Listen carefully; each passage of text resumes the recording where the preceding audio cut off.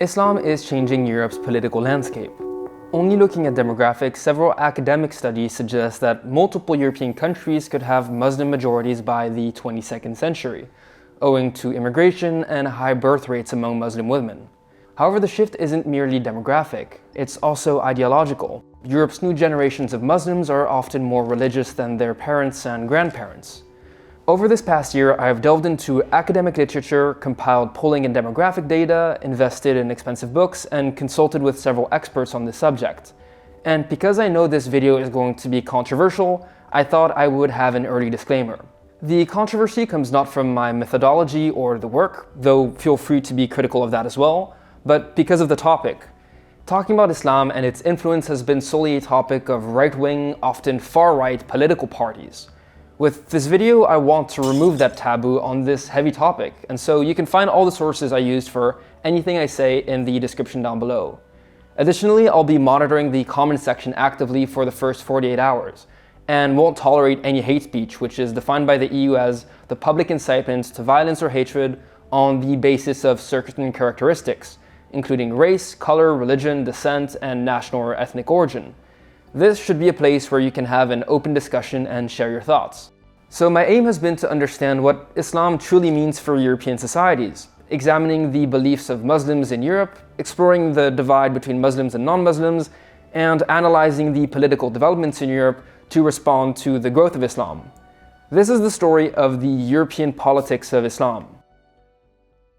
So the reason we talk so much about Islam is because of the growth of Europe's Muslim population. And the thing is, it's hard to put a number on the amount of Muslims in Europe. That's because Europe doesn't collect ethnic and religious data, which makes any attempt at measuring an informed guess at best. Studies like this 2016 demographic approach by the American Pew Research Center have contested approaches, measuring immigrants, their descendants, and multiplying that by the proportion of Muslims in their country of origin, and it leaves out people that might have converted. Studies in general are pretty unreliable and do this funny thing where the Muslim population for some miraculous reason stops increasing after 2000 and remains as a constant share of the total. 10% for France, 6% for Belgium, 5.8% for the Netherlands, 5.2% for Germany. Other estimates are far higher. In fact, if we look at this study, Sweden's Muslim population could be between 14.5 to 17.5% Muslim in 2018. A number which supposedly jumped as a result of the migration crisis when the country received a large number of Muslim immigrants. This number for Sweden is roughly double that of the other statistic, like that of the Pew Research Center. But for lack of official statistics, it's hard to get a good picture. After reaching out to the author, I wasn't able to find out more about his methodology. And so, tired of looking for free sources, I decided to pull out the Into Europe credit card and buy a 250 € book, which I had read about in some other scientific literature, which promised to have some more accurate data. If we leave aside Muslim majority Albania and Bosnia, the share of Muslims is the highest in the Balkans, with Montenegro at 19.11%. Though the numbers are a bit dated since the country failed to pass its budget in time in 2021, resulting in a delayed census. It is between 5 to 10% for most Western and Northern European countries. Except for Bulgaria at 11% with its large Turkish ethnic minority, it is near 0% for other Central and Eastern European countries. Though it's important to keep in mind that these numbers can change quickly as a result of immigration policy, like is the case with the United Kingdom, which received nearly 700,000 immigrants in 2023, a significant part of which came from non-EU countries. Those numbers are roughly in line with previous projections, though as this 2018 study by the Dutch government mentions, they are likely to be underestimates, since they're based on self-reporting and tend to leave out first-generation immigrants and their poorly integrated descendants. That's because they often don't speak the language and are much less likely to participate in polls. Considering high levels of immigration over the past decade, we can easily conceive that the numbers would be several percentage points higher in most countries. Regardless, Muslims are still a minority in most European countries, though because of their geographic concentration and age, it can seem like a lot more, especially in schools and cities. While 5.6% of the population in the Netherlands identified as Muslim, in those aged 15 to 25, it rose to 10%. According to UK census data for England and Wales, 6.5% of the population was Muslim, whereas for those under 18, it was roughly 11%. In France, while the latest official statistics point to there being 10% of Muslims in the country, the share of those aged 0 to 4 with North African ancestry is roughly 16.5%, suggesting a large increase in Muslims as a share of the next generation.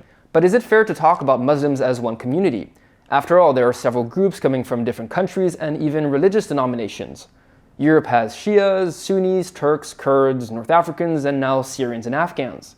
And that mix differs between countries. Well, according to the Organization of Islamic Cooperation, which is an organization of the world's 56 Islamic nations, the European Union, and Muslim politicians and activists in Europe who talk about the Muslim community, we can. While there are some undeniable differences, I will consider that if it's good enough for these institutions, then it's good enough for me, and for most of this video. But aside from the demographic change, Islam in Europe can also be quantified as an ideological shift. And for that we have to look into what Europe's Muslims believe. It's generally accepted that Europe's first-generation Muslim populations from Turkey or North Africa are more religious and conservative than their countries of origin. They were primarily guest workers who were recruited from rural and more traditional areas. But over the past decade, there has been a trend for Muslims to affirm their Muslim identity. In practice, this has meant that younger Muslims are more religious, more willing to pray, eat halal food, are more likely to want to live in a society governed by Islamic law, but also support political violence. And for that, we have to look into surveys into the political opinions of Muslims. I could only find comparable data for France, Germany, and the UK. In France, 38% of Muslims agreed with the statement that Sharia, or Islamic law, should be above the laws of the Republic. For those aged 15 to 24, that number rose to 57%. 16% of Muslims refused to condemn or fully condemn the assassination of Dominique Bernard, who was targeted for being a history teacher. That number was 31% for Muslims in schools. We find similar results to the French poll in Germany. This is a table that I found at page 160 of a report by Lower Saxony on high school students. It found that 67.8% of Muslims interviewed put the Quran above German laws. 35% of Muslims understood violence against those who insulted Allah or Muhammad. 18% judged that violence was justified when it came to promoting the interests of Islam. 36.5% wanted an Islamic state following Islamic laws, in other words, Sharia law, and nearly 46% believed that theocracy was the best form of government. For the UK, I could only find this study by the Henry Jackson Society. It showed the same effect, with younger Muslims being more likely than their elders to support Sharia law, and there being a clear break for the abolishment of the Church of England and the institution of Islam as the state religion. And we can actually see the results of this in European streets, where there have been Islamist protests in countries like the Netherlands and Germany, calling for the establishment of an Islamic caliphate across Europe. And these fundamentalist political beliefs are also fertile ground for radicalization and terrorism. Now, to be clear, political violence in Europe is not exclusive to Islamic ideology. There are far-right as well as far-left attacks. But most of the deaths from terrorism over the past 2 decades in Europe have been from Islamic terrorism. According to Europol, in 2022, there were 19 arrests linked with left-wing terrorism, 45 with right-wing terrorism, and 266 for jihadi offenses. I understand that these videos and numbers can be quite shocking, and I took some time to evaluate their methodology. And of course, like all things in this video, you can have a look at them directly in the sources down below. And the thing is, these beliefs are symptomatic of the growing divide between Muslims and non-Muslims. According to this 2018 study, Muslims were much less likely to identify with their national European identity than other immigrants. European politicians regularly point to parallel societies made up mostly of Muslim immigrants. So why aren't Muslims integrated? Well, this question is explained by 2 main competing narratives: that it is Europe that has rejected Muslims, or that Muslims have rejected Western values. The first theory of an anti-Muslim West is commonly called by its proponents as Islamophobia. It's a relatively new concept that was popularized in the 1990s. Before that, the word was used by just a few academic journals. The 1997 Runnymede Trust report popularized the term in the UK, and its conclusions have influenced the European public debate. It's a report which the Runnymede Trust says has achieved tangible response from policymakers and the general public. It defined Islamophobia as unfounded hostility towards Islam and the practical consequences of such hostility in unfair discrimination against Muslim individuals and the exclusion of Muslims from mainstream political and social affairs. As the report argues, British society, through anti-Muslim prejudice, was pushing Muslims away from society and in the arms of radicals, and that in order to welcome them and allow them to be full members of society, society would need to develop a different conception of Islam. It pushed forward 60 recommendations, which included expanding the concept of racism to include culture, language, customs, and religion as bases for discrimination, expanding blasphemy laws to encompass Islam, to avoid Muslims from being offended and feeling rejected.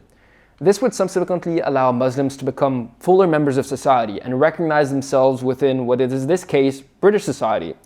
It's an interpretation that has caught on in continental Europe, where the fight against what some call structural Islamophobia has been a defining feature of left-wing political parties in most of Western Europe, anti-racist associations, and most importantly, the majority of the Muslim community, which consider themselves to be discriminated by the West, regardless of the cultural policy of the country in question.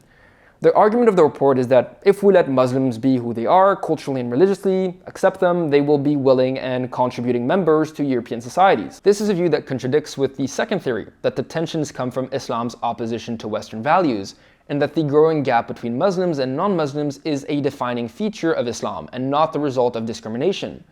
Many point directly to the at times ambiguous messaging of the Quran. Even if we leave aside the calls to submit or kill non-believers, which have been taken at heart by radicals and terrorists, the Quran is hardly a call for integration. In fact, there are direct calls for Muslims to maintain their distinctiveness. Muslims should not trust outside of their faith group, Muslim women are prohibited from marrying non-Muslims, and Muslims should consume halal products, which is advocating for the creation of a parallel, distinct Islamic economy, which means Muslims buy food in different supermarkets, buy different clothes, and are socially separated. Now, these are pretty powerful narratives on both sides, but which one is true? Well, for that we have to look at the factors leading to the integration of Muslims and how Islam acts on the ground.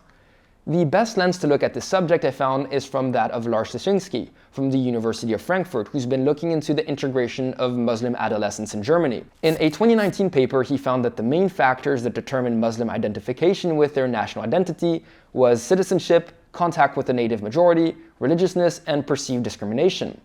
In this paper, Tyszynski actually found that the importance of these factors for Muslim immigrants were no different from other immigrant groups. So let's break this apart for a second into 3 of the components and see what they say about our 2 narratives. I'm going to leave out citizenship here because European citizenship laws have been historically quite relaxed, and a significant chunk of Europe's Muslim population actually does have citizenship. So the first thing is that Muslims tend to have limited contact with the native majority. And the thing is, this initially had support from governments of both European and Islamic countries. European countries believed that Muslim guest workers would ultimately return home. For decades, they favored a system of segregation, while on the other hand, leaders of Muslim countries have in the past openly called their citizens not to assimilate, like Turkey's Erdogan or Hassan II, the previous king of Morocco, who said that immigration should not lead to integration. Many Islamic countries prevent their citizens from renouncing their citizenship, and with children inheriting citizenship from their parents, it means many children still have legal ties to the country of their parents. This is quite detrimental to integration. For minority adolescents, national identification with their heritage country was detrimental to relations with majority kids. And segregation and national identification is compounded by the effect of religion, with Muslims being more reluctant to have non-religious friends rather than the other way around. In this 2022 study, Tyszynski found that self-segregation of Muslim girls and a rejection of Muslim boys who are more open to interreligious friendships explain part of the disparity. And the thing is, Muslims in Europe are much more religious than other religious groups. In the case of France, 91% of Muslim parents passed on their religion to their children, but only 67% of Christians did. And as I mentioned at the start of the video, Europe's new generation of Muslims are often more religious than their parents and grandparents. According to this 2015 study, Sunni Muslims are much more likely to hold fundamentalist beliefs than Christians, with not so religious Muslims having actually higher levels of fundamentalism than religious Christians. Or in other words, that Islam should return to its roots, that there is only one interpretation of the Quran, and that the rules of their religious texts are more important than local laws, something we already saw in the polls. The thing is, this higher level of religiousness potentially leads to more perceived discrimination. Anti-Islam protests like Pegida in Germany, as well as anti-Islam political parties, which are now winning European elections, hardly make for a comfortable situation for Europe's Muslims. Across Europe, there has been a rise in anti-religious attacks against both the Muslim and Jewish community. These aren't perfect statistics, but in France there were 857 anti-Christian attacks, 589 anti-Semitic attacks, and 213 anti-Muslim attacks, the later of which have risen since October 7th. In Germany, there were about 5,000 anti-Semitic attacks and 1,400 anti-Muslim ones. Violence aside, it's undoubtedly true that Muslims already face quite a bit of discrimination in Europe. And the thing is, Muslims face a double burden. Most Muslims are foreign-born or descended and face the same discrimination and racism many immigrants face in Europe. Studies showed that Muslims wearing headscarves in Germany were less likely to get jobs. According to a study by the Dutch government, while 70% of applicants got a call after an interview, just 49% of Muslims received one, and 35% of those with a head covering. But because Muslims are that much more religious than other groups, it's hard to know how much of that discrimination is linked purely to them following Islam. Religious people in mostly secular Europe tend to have a hard time in general. According to this 2019 study into the rejection of Christians and Muslims in 5 European countries, rejection can be explained to a significant extent by generalized rejection of religion. While there does seem to be a rejection premium for being Muslim, in more than half of cases there were few double standards, with rejection of Christian and Muslim symbolism being either equally accepted or rejected. The research suggests that it is likely that previous research has overestimated the role of antipathy towards Muslims. And it's hard to call European countries anti-Islam, at least institutionally, especially since European countries have been actually quite accommodating, allowing for the constructions of thousands of mosques. According to the study by the Pew Research Center on Religious Restrictions, which looks on social attitudes to religion as well as institutional attitudes, while some Muslim countries were reportedly more societally tolerant, with the exception of Belarus, no European country had more government restrictions on religion than their Islamic counterparts. While there have been some complaints about anti-radicalization laws which often focus on Islamic radicalism and have led to mosque closures, European governments are actually more relaxed than governments of Islamic countries, which strictly regulate what gets said and dictate sermons. Muslim countries are often stricter at policing Islam than European countries. Saudi Arabia banned the abaya from exam halls, or Tajikistan banned Islamic veils, a move which was also being considered by Kazakhstan. Morocco banned the burqa out of security concerns, but as some analysts have pointed out, is also a move to push back against radical Salafi Islam. And we can also look at how European Islam behaves on the ground when it is the dominant culture at the local level. Considering the fact that younger Muslims tend to be more religious, the first place to look for this is in schools.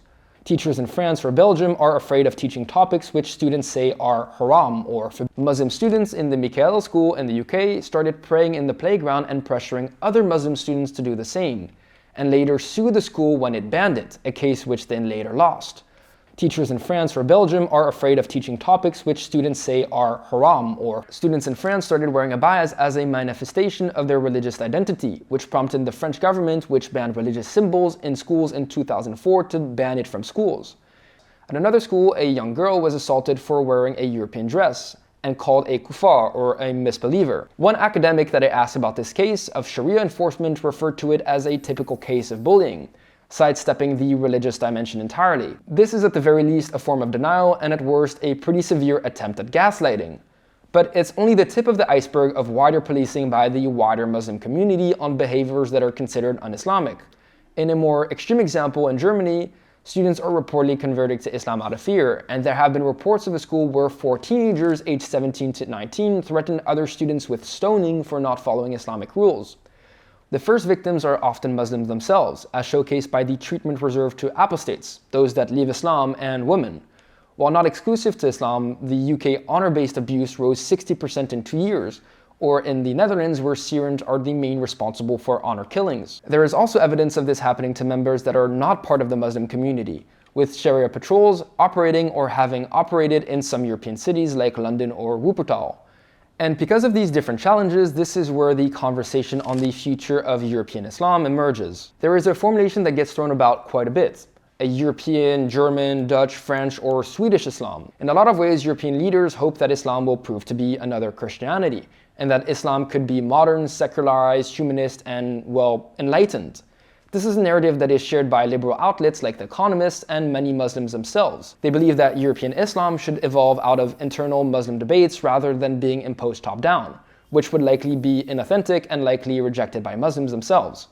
But if we look at the opinion polls and the demographic dynamics, the humanist and integrated Islam that these outlets and preachers claim is coming seems at the very least like a distant dream. And many actors are actively working against its hypothetical emergence, not least the governments of Islamic countries. In fact, since the 1990s, Islamic countries have a cultural influence strategy for the West. As this 2000s version of the document says, the goal is to safeguard civilizational identity and help Muslims in preserve their spiritual and moral superiority and distinguishability. This strategy has not just been empty words. Islam in Europe has been watered with copious amounts of petrodollars and has taken root. In 2005, it was estimated that Saudi Arabia had spent $90 billion to promote Islam in the world, financing schools, mosques, and cultural centers. Combined with thousands of Turkish and Moroccan imams, foreign state media in the form of Al Jazeera and TRT, this would put Russia to shame and qualify as one of the world's largest foreign influence campaigns. And these actors also play into the perceived discrimination of Muslims. The so-called European Islamophobia report, which was shared by the European Union, was initially commissioned by a think tank with close ties to the Turkish government. And when we look at the leadership of European Islam, many academic studies have pointed to the influence and predominant role of one organization, the Muslim Brotherhood. It's an organization that was founded in the 1920s in Egypt and arrived in Europe in the 60s, with its stated goal being to create a society based on Sharia and Islamic law. Now, the topic of the Muslim Brotherhood, their philosophy and influence in Europe is a rabbit hole that would take too much time, and a topic for a different video. But according to this study by the British government, it promoted a radical, transformative politics. It goes on to say that aspects of the Muslim Brotherhood ideology and tactics in this country and overseas are contrary to our values and have been contrary to our national interests and our national security. In fact, this Qatar and Turkey-backed organization is seen as so subversive that countries like Egypt, the UAE, and Saudi Arabia have taken steps to ban it, and called on European countries to do the same, setting the threat it poses to their own societies. It's hard to fully take a measure of the influence of the Muslim Brotherhood in Europe, though many have pointed out that its affiliated or ideologically aligned organizations control mosques and imam training centers in the continent. Taking it a step further, in her book, French anthropologist Florence Bergeau-Baclair makes the compelling case of an ideological movement based off of the philosophy of the Muslim Brotherhood, that she calls brotherism and which is sweeping through European Islam. She defines it as a theocratic system of political action developed from the philosophy of the Muslim Brotherhood, designed to Islamize the world and incidentally Europe. Even if we put the influence of this organization aside, we are left with mosques that are far from promoting Western values. In Austria, a 2017 study into 16 mosques found that a third of mosques worked actively against Western integration, while another 8 argued for maintaining the distinction between Muslims and non-Muslims, and only 2 mosques in the study were found to have a pro-integration stance. There was a similar finding by an investigation in France, where over the course of 3 years, an undercover journalist visiting 70 mosques found that even moderate imams in France were advocating for Sharia. And the mayor of Brussels, a city where an estimated 40% of the population is Muslim, declared in 2017 that all mosques were controlled by Salafists, a fundamentalist branch of Islam. And the thing is, this isn't only spreading through mosques. European Muslims now have a thriving media ecosystem made up of minority-focused media, but also TikTok imams and Muslim influencers, many of whom promote strict religious practices through the so-called halal lifestyle. How will Allah answer your dua when your food is haram, your clothing is haram, your drink is haram, the way you behave is haram? In order to deal with the challenges of integrating European Muslims and the growing threat of radicalization, this has prompted a reaction from European governments. The 3 explanations for why Muslims are not integrating, majority contact, religiosity, and perceived discrimination, have dictated the policies of European governments.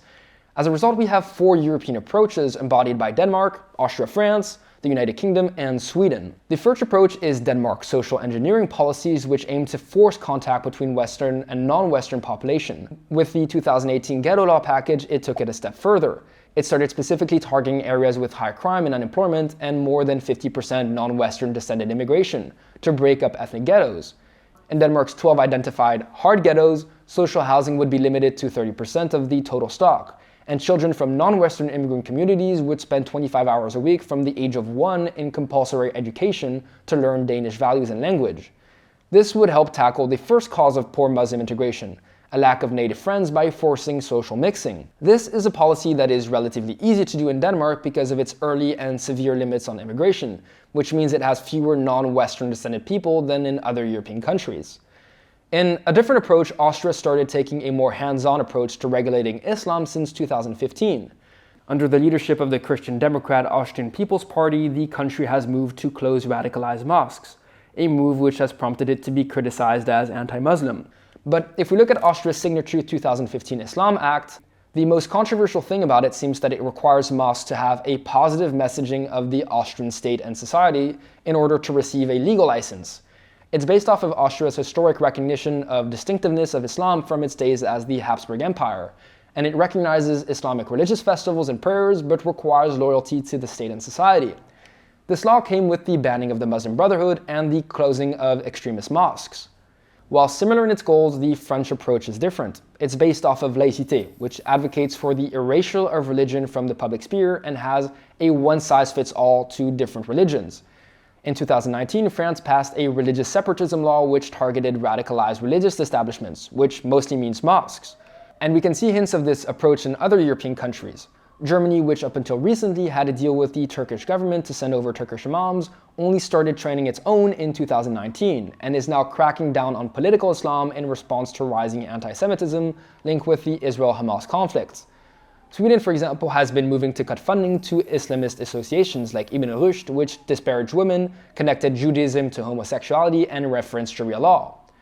But the third approach has been British-style anti-Islamophobia to tackle perceived discrimination, which are mostly advocated by left-wing political parties and implemented by them when in power. The 2024 hate speech law in Scotland, passed by former Scottish First Minister Humza Yousaf, aimed to stop stirring up hatred against ethnic, sexual, and religious minorities. This accompanies the strict policing of anti-Muslim sentiment, particularly in the aftermath of the August riots, kick-started by the killing of 3 girls in a school by a man who was later found to have an Al-Qaeda manual on his computer. Rioters targeted Muslim neighborhoods and mosques. It's something the Labour Party is considering implementing by defining Islamophobia, which would open the door for a bigger crackdown on what is considered anti-Muslim sentiment. But it's a move that critics have called the implementation of a blasphemy law and would silence any legitimate criticism of Islam, and according to a former counterterrorism chief, undermines counterterrorism laws on the basis that they could be Islamophobic. This approach has been followed by Ireland, exists at the ideal level for the European Union, and in a more moderate version of this approach, Denmark banned Quran burnings following riots and international boycotts of Danish companies. And finally, there is a fourth policy avenue which was opened up by Swedish Deputy Prime Minister Ebba Busch, which declared that Islam must adapt to Swedish values and Muslims who do not integrate must leave the country. Honor killings, beheadings, and stoning of women and Sharia law have no place here. This approach to tackling the lack of integration through deportations could involve the stripping of citizenship if they present a security threat, is still in its early tentative phase and will require changes to the Swedish constitution and pose some serious questions related to the rule of law. And it's also something that is linked to immigration policy, which is a tangent and a topic for a different video. But European countries are not the only ones that face challenges in integrating Muslim minorities, and we can look to examples of how other countries across the world are dealing with Islam. European approaches differ significantly from the approaches held by India and China. India, which has taken a turn for Hindu nationalism under the presidency of Narendra Modi, has cracked down on Islamic organization, facilitated the demolishing of mosques, and enabled societal backlash against Muslims. China has taken it a step further, reportedly tearing down mosques and Sinicizing its Muslim population, rebuilding mosques in Chinese style, and in the extreme case of its Uyghur minority, is going through re-education camps and severe restrictions on the birth rate to optimize population. A move that has prompted human rights groups and also countries to call the Chinese measures a genocide. In perhaps a more appeased version of coexistence, there is the Singaporean model, which has a substantial Muslim minority which accounts for 15% of its citizens. The 1966 Islamic Act codified the centralization of religion in the country. It recognized Muslim community leadership in the form of the Islamic Religious Council of Singapore, granting it tax-raising abilities, significant control over Muslim education, and recognizing the Islamic Law Sharia courts to handle court cases related to Muslims. The goal of the law is harmony, and while on the one hand it gives much more rights to Singaporean Muslims as a bloc, it is also accompanied by swift and strict policing on hate speech by religious leaders and Singaporeans alike. And when we look at these different policy directions for Europe, I think there is one important question to ask. What is the goal of European countries' Islam policy? Is it to improve the integration of Muslims into society? Is it to attempt a Europeanization of Islam, to make it more tolerant and humanist? Is it to tackle radicalization? Is it to preserve Western values, or is it to have societal harmony? The reason we have to ask is because, except for the so-called anti-Islamophobia route, these policy approaches, while potentially necessary, are likely to lead to real discrimination, as European societies attempt to tackle radicalization and influence Islam. And the feelings of perceived discrimination will run even higher, deepening the very divide that causes the problem in the first place. And the thing is, for European countries, the preferred and possible policy mix is also influenced by the fact that Islam is a growing political force, which has deployed 5 different political strategies, with the first being the continued role of foreign influence. As we've seen, the agenda of Islamic countries is quite clear, and they wield influence in Europe in the form of their diasporas, but also energy contracts and investments. European countries are dependent on the Middle East for energy imports, especially after they stopped imports from Russia following the invasion of Ukraine. Aside from these energy imports, Middle Eastern countries continue to invest in European countries. Qatar signed a $10 billion investment deal with France in 2024 and a strategic partnership with Spain, which also focuses on education. And the European Union is seeking closer ties with Gulf countries. This is a continuation of the influence campaign that has influenced European policy in the past, and might make European governments more reluctant to act. In national politics, Muslims are part of an electoral coalition with left-wing political parties. Despite some pretty big contradictions on issues like homosexuality and women's rights, Muslims, particularly the most religious, vote more for left-wing political parties. It should come as no surprise when you consider that right-wing political parties advocate for policy mixes that could be seen as anti-Islam or anti-Muslim. Since the Muslim community tends to self-regulate when it comes to women's traditional roles and homosexuality, they spend most of their energy advocating on minority rights and foreign policy, especially the Palestinian cause, while compromising on the rest. Their growing demographic weight is a tool for pressure on mainstream, mostly left-wing political parties. 63% of Muslims in the UK voted for the Labour Party in 2024.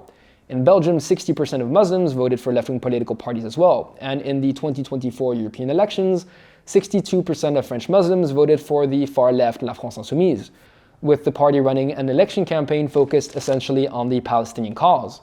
The party's leader, Jean-Luc Mélenchon, has made a demographic bet on the growing weight of the banlieue, saying that they needed to focus on the youth and France's immigrant-descended suburbs and that they were wasting their time with the rest. And it should come as no surprise that the political views of Muslims are then reflected in government policies when these parties win. While these parties serve at the national level, we're also seeing the local implantation of Muslim movements. Simultaneously with this alliance, Muslim politicians have pursued independence at the local level, like the split in the UK between Muslim councillors and the Labour Party over calls of a ceasefire for Gaza. In Brussels, a party led by Fouad Haidar, a former socialist campaigning on an Islamic platform, won nearly 11% of the vote and 28 seats. The threat of secession from left-wing political parties might not be the only way to maintain influence. It might also be laying the groundwork for the formation of Muslim political parties. At the national level, the Muslim Vote platform in the UK estimates it could win 30 to 50 of the country's 650 seats, and could turn into a kingmaker in what has been, for the most part, a two-party system. In some European countries, we have seen the emergence of minority political parties catered mostly to immigrant, but also primarily Muslim voters. The association is so strong that these parties have colloquially been known as Muslim parties. The Denk Party in the Netherlands is a minority rights party with links to the Turkish government, which was started by former members of the PvdA, the Dutch Labour Party. In Germany, there have been attempts to create a Turkish political party as well, most recently DAVA, a party whose founders, like those of Denk, have close ties with the Turkish AKP, and which, according to Turkish state media, works for Turks and Muslims, though it failed to qualify for the European Parliament in 2024. Similarly, Sweden has Nyans, a Muslim minority rights party whose leader advocated for the removal of Hamas from the EU terrorist list, and it was credited with costing Swedish Social Democrats the 2022 election by receiving votes in mostly immigrant neighborhoods. But these Muslim parties have struggled because of inter-ethnic tension between Turks, Arabs, Pakistanis, or Kurds. It has proven hard for a party to be a unifying force up until now, which is why these parties have limited success nationally and have been more focused on pursuing their local implantation. Perhaps the country where a successful Muslim party has the best chance of emerging is France, whose Muslim population is the largest in Europe, but also the most homogeneous, with 81% coming from North Africa. But that, for now, is simply speculation. But there is one last route here that we can't ignore, and that's the use of political violence. The Charlie Hebdo staff, which was the target of a terrorist attack that killed most of its staff in 2015, now meets in a secret office. Theo van Gogh, a Dutch filmmaker, was killed for a documentary on Muslim women, and critics of Islam need security details. The UK has witnessed intimidation of politicians by Islamists, and while this might not win elections, it has been successful at silencing critics. And it's fair to say that with their growing demographic weight and a developing political consciousness, Muslims are only beginning to shift Europe's political landscape. But how do you think European governments and society should respond? Should they tackle anti-Islam sentiment like the UK, attempt to Europeanize Islam like Austria, implement French-style secularism, engage in Danish social engineering to allow mixing, or finally explore the Swedish approach of deportations to tackle radicalization? Let me know what you think in the comments down below. I'm not going to lie, this was the most difficult topic I've ever had to make. There is so much silence around it in Europe. It's poorly understood from an academic and journalistic perspective, and even less understood by the public. Europeans who aren't religious struggle to understand the concept of faith and prophecy, and academic funds rarely go to study topics that could be seen as controversial or inflammatory. On the journalistic side, I would argue that there is a tendency to self-censor out of fear, something that even made me have my own doubts when starting on this topic, but my intellectual curiosity ended up getting the better of me. What was challenging in making this video is that I set myself some additional restrictions. I avoided religious language, and I tried to support my arguments with academic studies and data as much as I could, and I tried to be as fair as possible to the different narratives. This is expensive time-wise and also money-wise. I mean, I must have spent like 400 euros worth of books just to make this video. And sponsors refuse to support work like this because apparently it is political in nature. I mean, who would think that a video on Islam in Europe is political? But this means that deep dives like this one on controversial subjects are only possible if I have more direct support in the form of Patreon. And for the past couple of months, I've been looking to raise 700 euros a month to be able to afford a studio to record and improve the sound and image quality of my videos. And eventually, I would also like to be able to pay myself a regular salary from it. So if you'd like to support the channel and more deep dive and independent work like this one, then go check out the Into Europe Patreon.